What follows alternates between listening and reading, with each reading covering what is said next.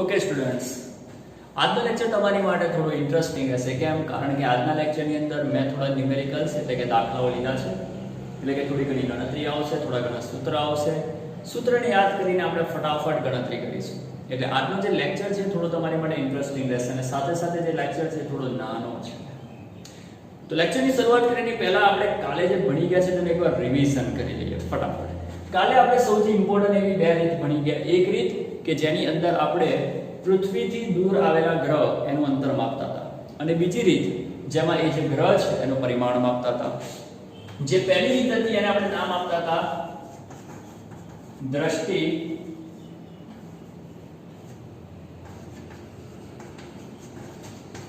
સ્થાન ભેદ કોણની રીત, અને જે બીજી રીત હતી જેમાં આપણે ગ્રહનું પરિમાણ માપતા હતા એને આપણે કહેતા હતા કોણીય વ્યાસની રીત. ચાલો, આ રીતની મદદથી આપણે શું કરતા હતા? આ રીતની મદદથી પૃથ્વીથી દૂરના અંતરે આવેલા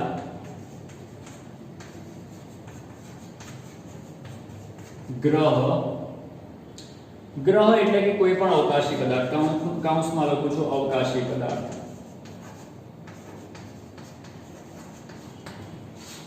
એનું અંતર માપતા હતા. અને આ રીતની મદદથી આપણે શું કરતા હતા? જે ગ્રહ છે એનું પરિમાણ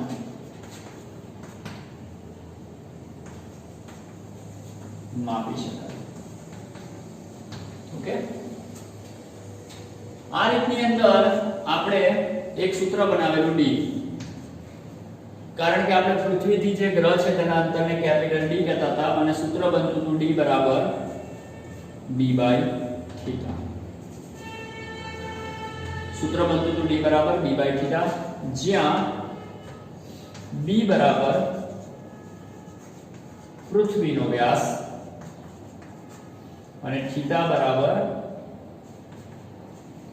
ગ્રહ પર બનતો ખૂણો.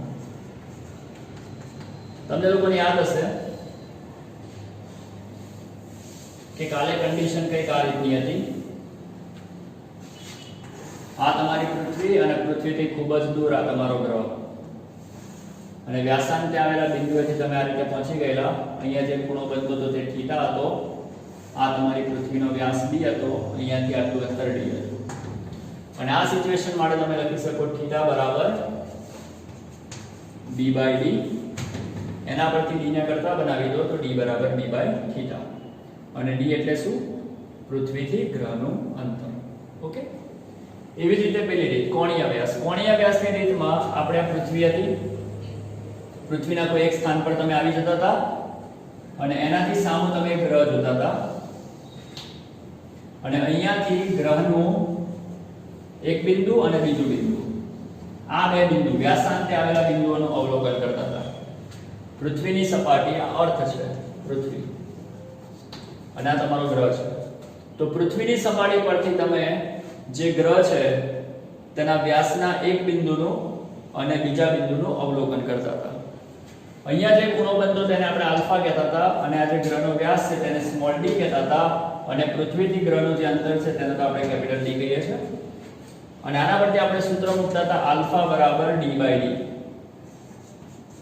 અને એમાંથી સ્મોલ d ને તમે કરતા બનાવી દો તો આલ્ફા * d છે કે નહીં? આ સૂત્ર જોઈ ગયેલા કે નતા જોઈ ગયેલા? આ સૂત્રમાં જે સ્મોલ d છે, આ સૂત્રમાં જે સ્મોલ d છે એ સ્મોલ d એટલે કે ગ્રહનો વ્યાસ.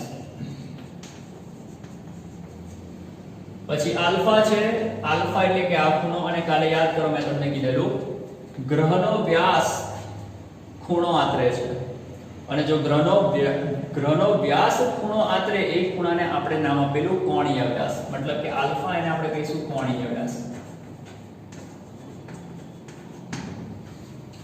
અને કેપિટલ D એ તો બધાને ખબર જ છે. D એટલે શું? પૃથ્વીથી જે પણ હોય, ગ્રહ હોય, તારો હોય, સૂર્ય હોય, જે પણ હોય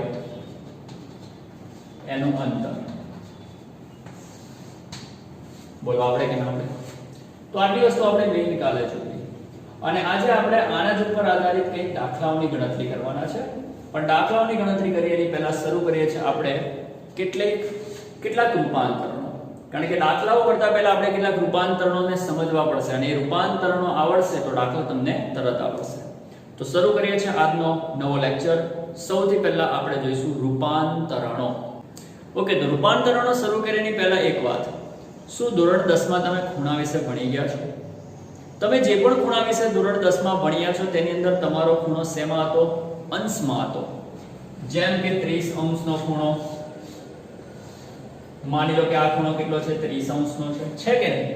ટૂંકમાં ધોરણ 10 ની અંદર તમે જે પણ ખૂણા ભણતા હતા તે અંશમાં હતા, ડિગ્રીમાં હતા. પણ હવે 11મા ની અંદર એ જે ખૂણાઓની ગણતરી છે તેને આપણે રેડિયનમાં દર્શાવવાની રહેશે. કેમ? એનું કારણ છે કે યાદ કરો, આપણે એક લેક્ચર પહેલા ભણી ગયેલા, આની આગળના અને એની આગળના પહેલા લેક્ચરમાં મેં તમને કીધેલું કે બે પૂરક ભૌતિક રાશિ હતી. એક હતી સમતલ કોણ અને એક હતી ઘનકોણ. એમાં જે સમતલ કોણ છે એ સમતલ કોણની અંદર ખૂણો થીટા કહેતા હતા અને એ જે થીટા હતો એનો એકમ મેં તમને કીધેલો કયો? રેડિયન. તો એસઆઈ એકમ પદ્ધતિ અનુસાર ખૂણાને રેડિયનમાં દર્શાવવો જરૂરી છે. ફરીથી, અત્યાર સુધી ધોરણ 10 ની અંદર તમે જે પણ ખૂણા જોયેલા તે બધા શેમાં જોયેલા? અંશમાં જોયેલા. પણ હવે આપણે એ અંશમાં રહેલા ખૂણાને શેમાં કન્વર્ટ કરવા લાગીશું? રેડિયનમાં. કેમ? કારણ કે એસઆઈ એકમ પદ્ધતિ અનુસાર આપણે જે ખૂણા હોય તેનો એસઆઈ એકમ કયો ધારેલો છે? રેડિયન. તો હવે તમારા જે પણ ખૂણા અંશ હોય તેને તમારે રેડિયનમાં ફેરવવા પડશે. યાદ રાખજો, રેડિયન. ટૂંકમાં એક વસ્તુ યાદ રાખવાની કે જ્યારે પણ ખૂણાઓની ગણતરી કરવી હોય તો ગણતરી કરતી વખતે ખૂણાને અંશમાં નહીં પણ શેમાં ફેરવીને ગણતરી કરવાની? રેડિયનમાં. ઓકે, તો શરૂ કરીએ. અમુક રૂપાંતરણો ધ્યાનથી જોજો. સૌથી પહેલું રૂપાંતરણ દરેકે યાદ રાખવું, 360 અંશ બરાબર 2π રેડિયન. ઓકે, જ્યારે પણ કોઈ વ્યક્તિ 360 અંશનો ખૂણો ફરે, મતલબ કે માની લો આ તમારું સર્કલ છે, વર્તુળ છે, એ વર્તુળમાં માની લો કે આ તમારું વર્તુળ છે, એ વર્તુળમાં આ છે y અક્ષ, આ છે x અક્ષ. એક વ્યક્તિ a પરથી ગતિ કરીને ફરી પાછો a પર આવે છે. તો બોલો, a પરથી ફરીને a પર આવે તો તેને કેટલો ખૂણો કાપ્યો કહેવાય? 360 અંશનો ખૂણો. એક વ્યક્તિ a પરથી ફરીને a પર આવે તો કેટલો ખૂણો ફરી ગયો કહેવાય? 360 અંશનો ખૂણો. હવે એ જે 360 અંશ છે તેને રેડિયનમાં કન્વર્ટ કરીએ તો યાદ રાખો, 360 અંશ બરાબર કેટલા રેડિયન? 2π રેડિયન. મતલબ કે જ્યારે વ્યક્તિ a પરથી ફરીને a પર આવશે તો તે કેટલા રેડિયન ફર્યો કહેવાય? 2π રેડિયન. સમજ પડી કે ના પડી? હવે ધ્યાનથી જોજો, આખું સર્કલ 2π કહેવાય તો અહીંયાથી આટલું સર્કલ કેટલું કહેવાય? પાઈ કહેવાય કે ના કહેવાય? આખું સર્કલ 2π કહેવાય તો અહીંયાથી આટલું સર્કલ પાઈ કહેવાય કે ના કહેવાય? પાઈ વત્તા પાઈ 2π. સિમ્પલ છે. આખું સર્કલ ફરો તો 2π, તો અડધું ફરો તો પાઈ, અડધું ફરો તો પાઈ. થઈ ગયું કે ના થઈ ગયું? હજુ એને તોડવાની કોશિશ કરો. અહીંયાથી આટલું ફરો તો પાઈ, તો અહીંયાથી આટલું ફરો તો π/2, અહીંયાથી આટલું ફરો તો π/2, અહીંયાથી આટલું ફરો તો π/2, અહીંયાથી આટલું ફરો તો π/2. સમજ પડી કે ના પડી? તો આપણે ખૂણાને રેડિયનમાં ફેરવે છે. ફરીથી અહીંયાથી આટલું ફરી જાવ તો કેટલો ખૂણો ફર્યા કહેવાય? 360 અંશ. અને 360 અંશ બરાબર કેટલા રેડિયન? 2π રેડિયન. મતલબ કે અહીંયાથી અહીંયા આવો તો કેટલા રેડિયન ફર્યા? 2π રેડિયન. કેટલા રેડિયન ફર્યા? 2π રેડિયન. આખું સર્કલ 2π તો અડધું કેટલું? પાઈ, અડધું કેટલું? પાઈ. અડધું સર્કલ પાઈ તો અડધાનું અડધું π/2, અડધાનું અડધું π/2. સેમ, અડધું સર્કલ પાઈ, અડધાનું અડધું π/2, અડધાનું અડધું π/2. આટલી વસ્તુ ક્લિયર થઈ કે ના? આવી જાવ. બીજી એક વસ્તુ અહીંયા જોઈ લો. બોલો, તમે લોકો અહીંયાથી આટલો ખૂણો 90 અંશ કહો છો? અહીંયાથી આટલો ખૂણો 90 અંશ કહો છો? અને એ જ 90 અંશ વાળો ખૂણો રેડિયનમાં જોવા જાવ તો કેટલો મળ્યો? π/2. તો 90 અંશ બરાબર π/2 રેડિયન. મળ્યા કે ના મળ્યા? નોટ કરી લેજો. અહીંયાથી આટલો ખૂણો તમે કેટલો કહો છો? 90 અંશ. અને રેડિયનની ભાષામાં કહો તો π/2. છે ને? સિમ્પલ. બીજું, આને 2 વડે ભાગી નાખો 180 અંશ, આને 2 વડે ભાગી નાખો π રેડિયન. તો 180 અંશ બરાબર π રેડિયન. ચાલો 180 અંશ બરાબર પાઈ રેડિયન, તો 1 અંશ બરાબર કેટલા રેડિયન થવા જોઈએ? બોલો, પાઈ બાય 180 રેડિયન થવા જોઈએ કે ના થવા જોઈએ? 180 અંશ બરાબર પાઈ રેડિયન, તો 1 અંશ બરાબર પાઈ બાય 180 રેડિયન. સિમ્પલ છે કે નહીં? આવડે કે ના આવડે? બીજી વસ્તુ 1 અંશ બરાબર, હવે પાઈ એટલે કેટલા? 3.14 છેદમાં 180 રેડિયન. 1 અંશ બરાબર 3.14 ભાગ્યા 1.80 કેલ્સી ની મદદથી કરવાનો હોય. હવે તમે કેલ્સી નો યુઝ કરી શકો, અથવા તો આપણે ડાયરેક્ટ મોડે કરો. 3.14 ભાગ્યા 1.80 કરશો તો આન્સર મળશે 1.745 ગુણ્યા 10 ની -2 ઘાત રેડિયન. જો આનું સાદું રૂપ આપશો તો આન્સર મળશે 1.745 ગુણ્યા 10 ની -2 ઘાત રેડિયન. તો દરેક જણા રૂપાંતરણ મોડે કરે. જે રીતે તમે લોકોએ મોડે કર્યું છે 1 મીટર બરાબર 100 સેન્ટીમીટર, જે રીતે આ રૂપાંતરણ તમે લોકોએ મોડે કરેલું છે એ જ રીતે આ બધા રૂપાંતરણો તમારે મોડે કરવા પડશે, તો જ આગળના દાખલાઓ તમે લોકો આસાનીથી સોલ્વ કરી શકશો. એટલે જ્યારે ટાઈમ મળે ત્યારે રૂપાંતરણને સોલ્વ કરવાની કોશિશ કરજો, તેને યાદ રાખવાની કોશિશ કરજો. જે 1 મીટર બરાબર 100 સેન્ટીમીટર તમને દરેકને યાદ છે, એ જ રીતે 1 અંશ બરાબર 1.745 ગુણ્યા 10 ની -2 ઘાત રેડિયન એ પણ તમને ખબર હોવી જોઈએ, અથવા તો 1 અંશ બરાબર પાઈ બાય 180 રેડિયન એ પણ તમને લોકોને આ જ રીતે, જે રીતે મીટર અને સેન્ટીમીટર એનું રૂપાંતરણ ખબર છે, એ જ રીતે આ પણ તમને લોકોને મોઢે હોવું જોઈએ. હજુ આગળ વધો, ધ્યાનથી જોજો, આને નોટ કરી લેજો. ઓકે, બીજી વસ્તુ 1 અંશ બરાબર આટલા રેડિયન. હવે એક વસ્તુ ધ્યાનથી જોજો, નવી વસ્તુ. 1 અંશ બરાબર કહેવાય 60 મિનિટ. નોટ કરજો, 1 અંશ બરાબર 60 મિનિટ. 1 અંશ બરાબર 60 મિનિટ. 1 અંશ બરાબર લખાય 60 મિનિટ બરાબર તેના તે આ આંકડો એઝ ઇટ ઇઝ તેનો તે રહેશે. ચાલો, 1 અંશ બરાબર આટલા રેડિયન અને 1 અંશ બરાબર તો 60 મિનિટ થાય, તો 60 મિનિટ બરાબર પણ આટલા રેડિયન થાય કે ના થાય? હવે 60 મિનિટ બરાબર આટલા રેડિયન, તો 1 મિનિટ બરાબર કેટલા રેડિયન? 60 મિનિટ બરાબર આટલા રેડિયન, તો 1 મિનિટ બરાબર કેટલા રેડિયન?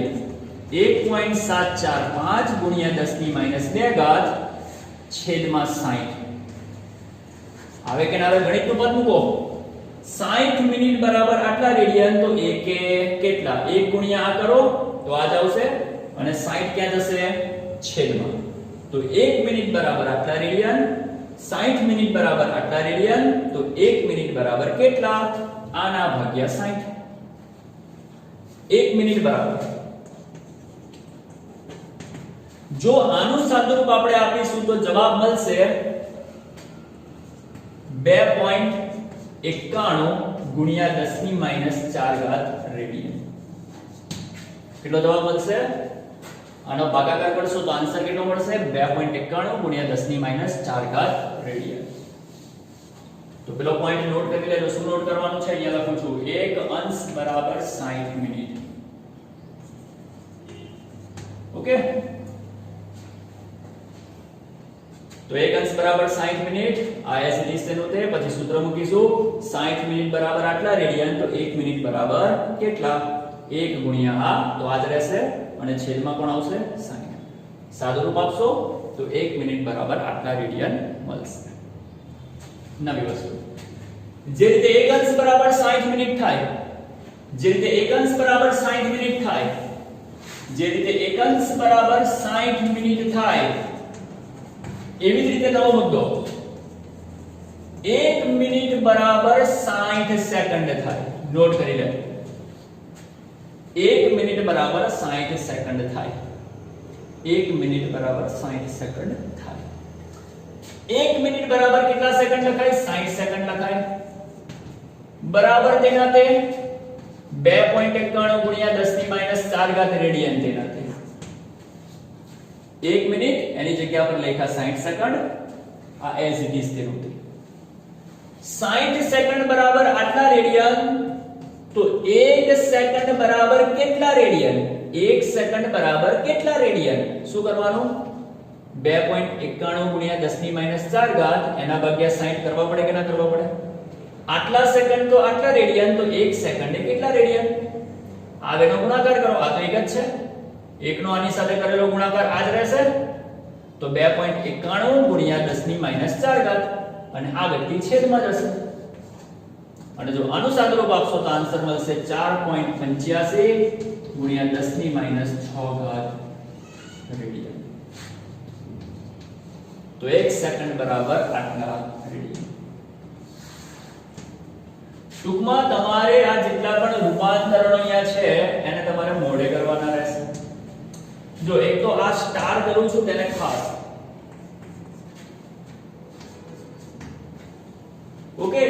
ટૂંકમાં આ સ્ટાર વાળા અને આ બોક્સ વાળા એ 6 એ 6 તમને લોકોને મોઢે હોવા જોઈએ. તો આ તમારા રૂપાંતરણો છે અને આ આવડશે તો એના પછીનો જે હું દાખલો કરાવું છું હમણાં બી તમે આસાનીથી સોલ્વ કરી શકશો. તો આ રૂપાંતરણો એને નોટ કરી લો. ઓકે, તો હવે આપણે એક દાખલો જોઈએ દ્રષ્ટિ સ્થાન ભેદ કોણની રીત પર આધારિત. એકવાર સૂત્ર પર નજર મારી લો, ત્યાં હું ત્યાં પૂછું છું. દ્રષ્ટિ સ્થાન ભેદ કોણની રીત એના પર આધારિત દાખલો હશે. અને આઈ થિંક તમે આ બધા રૂપાંતરણો લખી નાખ્યા હશે, બરાબર ને? ચાલો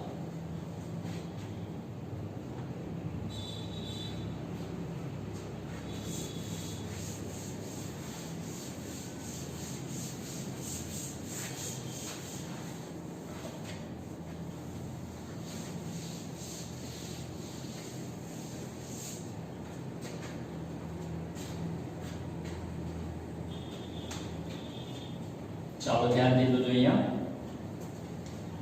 દાખલો શરૂ કરીએ છીએ. માની લો કે આ તમારી પૃથ્વી છે.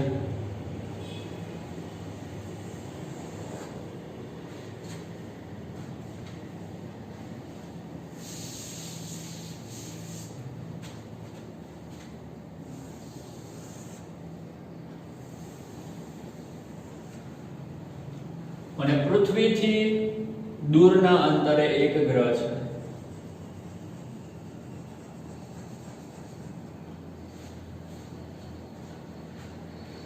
પૃથ્વીના વ્યાસાંતે આવેલા આ બે બિંદુઓ છે A અને B,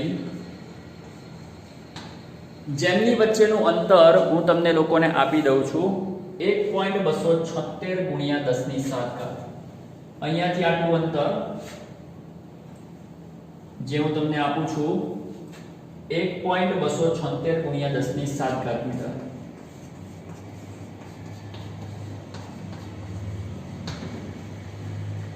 અને હું તમને એમ કહું છું કે વ્યાસાંતે આવેલા બિંદુએથી ગ્રહને જોતા બે રેખાઓ વચ્ચે બનતો ખૂણો માની લો 1 અંશ અને 54 મિનિટ છે. જે ખૂણો બને છે ખૂણો કેટલો છે? 1 અંશ અને 54 મિનિટ છે. તો પૃથ્વીથી ગ્રહ એની વચ્ચેનું અંતર d શોધો. ચાલો શું કરીશું બોલો? સૌથી પહેલા તો જે વસ્તુ આપેલી છે તેને લખી નાખીશું. જો A થી B નું અંતર એને યાદ કરો, આપણે સંજ્ઞા આપતા હતા B, પૃથ્વીનો વ્યાસ આપેલો છે. તો સૌથી પહેલા લખી નાખીશ B બરાબર 1.276 ગુણ્યા 10 ની 7 ઘાત મીટર આપેલા છે. B બરાબર જે પણ આપેલા છે તેને ઉતારી દો. પછી આપેલો છે ખૂણો, દ્રષ્ટિ સ્થાન ભેદ કોણ એની રીતમાં જે પણ ખૂણો બનતો હતો એ ખૂણાને તમે શું નામ આપતા હતા? થીટા કહેતા હતા. શું કહેતા હતા? થીટા. ગ્રહ પર જે ખૂણો બને તે થીટા અને પૃથ્વી પર બને તે આલ્ફા. ઓકે, અહીંયા ગ્રહ પર ખૂણો બને છે ને, આથી એ ખૂણો થીટા. અને થીટા આપેલો છે 1 અંશ 54 મિનિટ. આ તો કેવો ખૂણો? ધોરણ 10 ની અંદર સાહેબ અમે તો અંશમાં ખૂણો જોતા હતા. હમણાં થોડી વાર પહેલા તમે નવું લાવ્યા રેડિયન, અને આ તો એન્ટી પર ડેન્જર લાવ્યા અંશ અને મિનિટ. ભાઈ જો આજે એક લીટી હોય ને તેને મિનિટ કહેવાનું અને બે લીટી હોય તો સેકન્ડ કહેવાનું. આને વંચાય 1 મિનિટ, આને વંચાય 1 સેકન્ડ. Okay, main point. સાહેબ આવું લાવ્યા હો તો બધું મિક્સ 10માં અંશ ભર્યા, તમે થોડી વાર પહેલા રેડિયન ની વાત કરી, આ તો બધું મિક્સ આવ્યું છે. શું તો ભાઈ આપણો ખૂણો છે અને એ ખૂણાનું રૂપાંતરણ પણ આપણને આવડવું જોઈએ. બહુ સિમ્પલ છે, જુઓ બહુ સિમ્પલ છે. ચાલો ધ્યાનથી જોજો. આ ખૂણાને આપણે રેડિયનમાં કન્વર્ટ કરી નાખીશું આસાનીથી. જોજો કે પહેલા તો મને એમ કહો, મેં તમને હમણાં થોડી વાર પહેલા કસર નોટ કરાવ્યું, 1 અંશ બરાબર 60 મિનિટ. હા કે ના? જુઓ ચેક કરો. થોડી વાર પહેલા જ કરાવ્યું કે 1 અંશ બરાબર 60 મિનિટ. તો 1 અંશ બરાબર 60 મિનિટ કહેવાશે. એ 60 મિનિટ અને બીજી કેટલી મિનિટ છે? 54 મિનિટ. 1 અંશ બરાબર લખો 60 મિનિટ અને એમાં એડ કરો. કોને એડ એટલે કે વત્તા કરો? કોને? 54 મિનિટ. 54 મિનિટ તો છે જ અને 1 અંશ બરાબર 60 મિનિટ એટલે કે 60 મિનિટ લખી અને આ 54 મિનિટ નીચે ઉતારો અને બેનો શું કરો? સરવાળો. 114 મિનિટ થાય કે ન થાય? તો બોલો થીટા બરાબર 114 મિનિટ મળી ગયો કે ના મળી ગયો? ફરીથી 1 અંશ બરાબર લખો 60 મિનિટ અને વત્તા કરીને જે પણ પાછળની મિનિટ છે તેને એડ કરી દો. પૂરો. સરવાળો કરો 114 મિનિટ. હવે ધ્યાનથી જુઓ. થીટા બરાબર 114 તેનાથી આને મિનિટ કહેવાય કે ના કહેવાય? આને મિનિટ કહેવાય કે ના કહેવાય? અને હમણાં જ જોયું કે 1 મિનિટ બરાબર આટલા રેડિયન થાય કે ના થાય? તો 114 તેનાથી અને મિનિટ 1 મિનિટ એનો મતલબ થાય 2.91 ગુણ્યા 10 ની -4 ઘાત રેડિયન. તો ગુણ્યા કરીને લખી નાખો 2.91 ગુણ્યા 10 ની -4 ઘાત રેડિયન. ફરીથી 114 તેનાથી આ મિનિટ છે અને મિનિટ એટલે શું? 2.91 ગુણ્યા 10 ની -4 ઘાત રેડિયન. બીજો એક એક્ઝામ્પલ જુઓ, ધ્યાનથી જુઓ. 30 મિનિટ. તો 30 મિનિટ બરાબર શું લખાય? 30 તેનાથી અને મિનિટ એટલે શું? 2.91 ગુણ્યા 10 ની -4 ઘાત રેડિયન. છે કે નહીં સિમ્પલ? 110 મિનિટ. 110 તેનાથી અને મિનિટ એટલે શું લખવાના? 2.91 ગુણ્યા 10 ની -4 ઘાત રેડિયન. છે કે નહીં સિમ્પલ? બસ તો બીજું કંઈ કરવાનું નથી, સિમ્પલ છે. જોઈ લેજો, મેં તમને એક્ઝામ્પલ આપીને સમજાવું છું. ચાલો તો 114 તેનાથી અને મિનિટ એટલે કે આટલા રેડિયન. એને એઝ ઇટ ઇઝ રહેવા દો. હમણાં સાદુરૂપ નથી આપણું, છોડી દો. હવે આપણે શું છે? કેપિટલ ડી છે દ્રષ્ટિ સ્થાનભેદ કોણની રીત. તો દ્રષ્ટિ સ્થાનભેદ કોણની અંદર આપણે મોડે કરેલું છે શું? d બરાબર b ના છેદમાં થીટા. b કેટલો આપેલો છે? 1.276 ગુણ્યા 10 ની 7 ઘાત છેદમાં થીટા. થીટા કેટલો આપેલો છે ભાઈ? થીટા આયો શોધેલો છે ને આપણે. 114 ગુણ્યા 2.91 ગુણ્યા 10 ની -4 ઘાત. હવે આનું સાદુરૂપ આપવાનું છે. હવે એક નવી વસ્તુ કે 10મા ધોરણની અંદર સાદુરૂપ જાતે આપતા હતા, બધું કેલ્સી એનો યુઝ નતા કરતા. પણ એટલો ફાયદો છે કે 11માં તમે કેલ્ક્યુલેટર વાપરી શકશો. તો કેલ્ક્યુલેટરની મદદથી આનો સાદુરૂપ આપજો.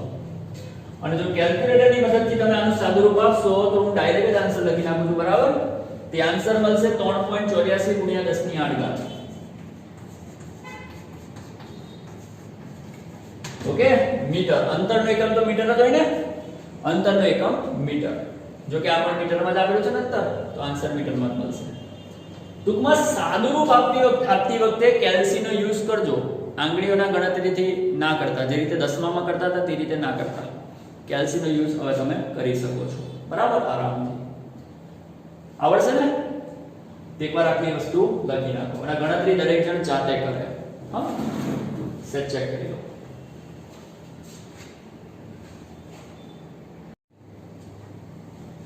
એક કામ કરો, જો આ ગણતરીને કરાવવાની કોશિશ કરું કેલ્સીમાં. શું કરશો? સૌથી પહેલા શું કરશો?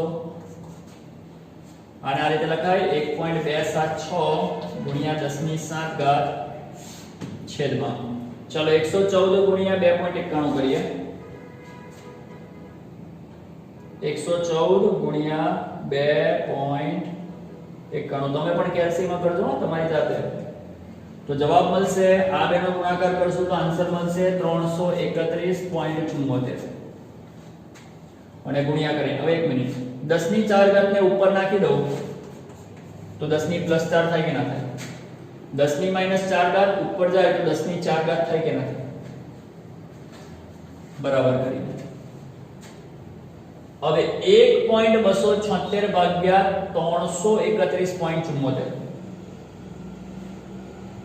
1.276 ભાગ્યા 331.74 ઓકે થઈ ગયું તો જવાબ મળશે 0.00384 આ બેનો ભાગાકાર કેલ્સીયમ આટલો મળે બરાબર મેં ચેક કરેલું છે તમે પણ ચેક કરજો અને પાછળ જો ગુણ્યા કરીને 10 10 આધાર સરખો ઘાતોનો સરવાળો 7 ને 4 કેટલા થાય 11 બરાબર એની માટે કેલ્સીયમ યુઝ નહીં કરતા પછી 7 + 4 ભલું પૂછું ભાઈ તમારું લોકોનું તો એટલી બધી પણ આળસ કરવાની જરૂર નથી તો છેલ્લું સાદુરૂપ તમારું કંઈક આટલું આવશે તમે કહેશો કે સાહેબ આ કેવું તમારો જવાબ મતલબ કે તમે પહેલા લખ્યો તે જવાબ અને પછી લખ્યો તે જવાબ એ તો કંઈક અલગ અલગ લાગે છે અહીંયા 10 ની 8 ઘાત છે અહીંયા 10 ની 11 ઘાત છે અહીંયા 3.84 છે અહીંયા 0.00384 છે આ શું છે તો ભાઈ એ પણ રૂપાંતરણ છે ધ્યાનથી સાંભળજો જો તમે દશાંશ ચિહ્નને પાછળ લઈ જાઓ તો ઘાત ઘટે યાદ રાખો નોટ કરો દશાંશ ચિહ્ન ને પાછળ લઈ જાઓ તો ઘાત ઘટાડવી અને આગળ લાવો તો ઘાત વધારવી નોટ કરી લો ભાઈ નોટ કરી લો ભાઈ સમજાવું છું તમને મારો જવાબ કેલ્સીમાં કર્યો કેલ્ક્યુલેટરની મદદથી કર્યો તો આવ્યો બરાબર અને ચોપડીમાં જવાબ આ લખેલો છે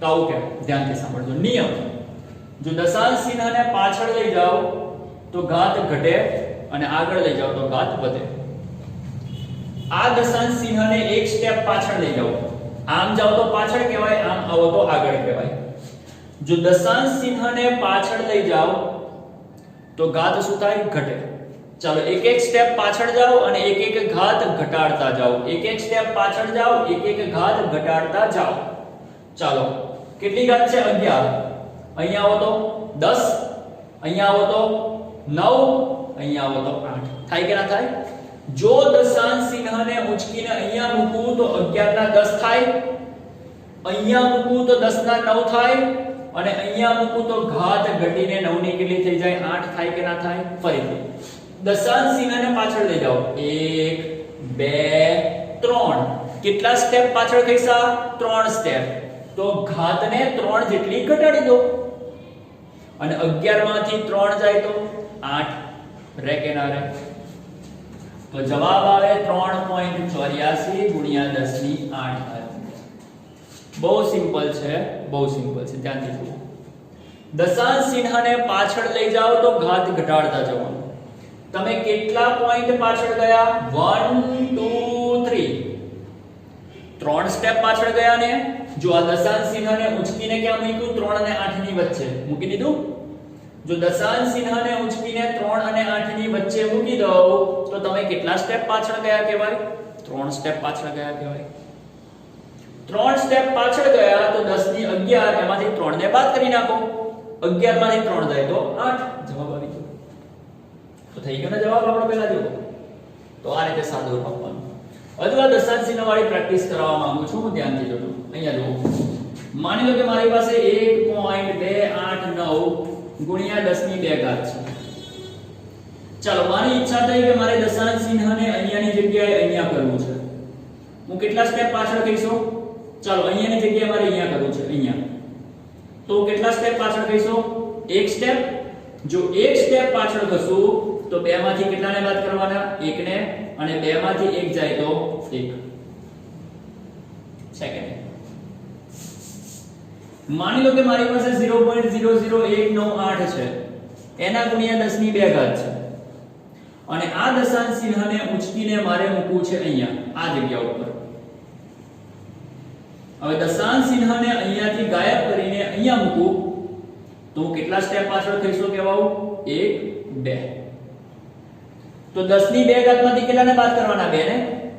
ચાલો દશાંશ ચિહ્નને તમે 2 સ્ટેપ પાછળ ખસી ગયા તો જવાબ શું લખાય 0.198 ગુણ્યા 10 ની 2 માંથી 2 જાય તો 0, અને 10 ની 0 ઘાત મતલબ કે 10 ને લખવાની કોઈ જરૂર નથી. તો આ તમારો જવાબ આવી ગયો. હવે 0.198 લખો કે 0.198 લખો, બે એક જ કહેવાય ભાઈ. 0.198 લખો કે 0.198 લખો, બે એક જ કહેવાય. આવડે કે ના? હજુ એક બીજું ઉદાહરણ જોઈ લો જેથી તમને પાક્કા પાયે ખબર પડે. 0.0019772 ગુણ્યા 10 ની 6 ઘાત. ચાલો અહીંયાથી દશાંશ ચિહ્નને ઉઠાવીને અહીંયા લાવો. કેટલા સ્ટેપ પાછળ ખસવું પડે 1 2 3 and 4 સ્ટેપ પાછળ ખસા. કેટલા સ્ટેપ પાછળ ખસા 4 સ્ટેપ. તો 6 માંથી 4 ને બાદ કરવાના. લખાઈશું 0 0 0 7 7.2 ગુણ્યા 10 ની 6 માંથી 4 જાય તો 2. હવે 77.2 એની આગળ આ જે 0 છે તેની કોઈ વેલ્યુ કહેવાય જ નહીં, મતલબ કે તમે એને સીધું 77.2 ગુણ્યા 10 ની 2 ઘાત લખી શકો. ઓકે, તો આવી ગણતરીઓ આવે. ધીમે ધીમે હું તમને લોકોને એના વિશે પણ બતાવતો જઈશ. એટલે ઇન શોર્ટ આપણે દ્રષ્ટિ સ્થાન ભેદ કોણ એની રીત પર આધારિત એક દાખલો પૂરો કર્યો, અને અમુક રૂપાંતરણો મેં તમને બતાવેલા છે. અને બીજી એક નવી વસ્તુ કે આ દશાંશ ચિહ્ન વાળી વસ્તુ મેં તમને લોકોને નવી શીખવાડી. તો વારંવાર વિડિયોને જોજો, જ્યાં સુધી તમને ક્લિયર ના થઈ બધું ત્યાં સુધી વિડિયોને જોજો અને એકદમ ક્લિયર કરજો. ઓકે.